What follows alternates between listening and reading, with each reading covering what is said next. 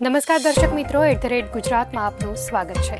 પાટીદારોની બે સંસ્થા સરદારધામ અને ખોડલધામ વચ્ચેનો વિવાદ હવે વર્ચસ્વની લડાઈ બની છે। ભાજપના પૂર્વ કોર્પોરેટર અને સરદારધામના ઉપપ્રમુખ જયંતિ સરધારા પર હુમલાના મામલામાં પીઆઈ સંજય પાદરિયા સામે હત્યાના પ્રયાસનો ગુનો નોંધવામાં આવ્યો હતો।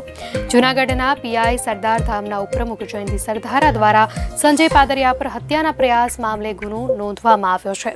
તો આ મામલે ગુજરાત સરકારના ગૃહ વિભાગે કડક પગલાં લેતા પીઆઈ પાદરિયાને શિસ્તભંગની કાર્યવાહી હેઠળ સસ્પેન્ડ કરવાનો આદેશ કરાયો।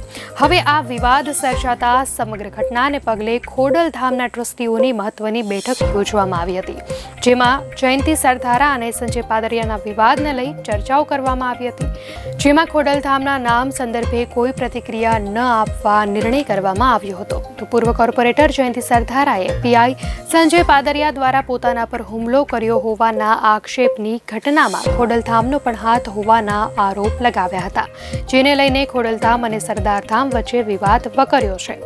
ત્યારે આ ચર્ચાઓને લઈ રાજકોટના સરદાર ભવન ખાતે ખોડલધામના ટ્રસ્ટીઓની મહત્વની બેઠક મળી હતી। આ બેઠકમાં ખોડલધામના નામ મુદ્દે કોઈ જ પ્રતિક્રિયા ન આપવા નિર્ણય કરાયો।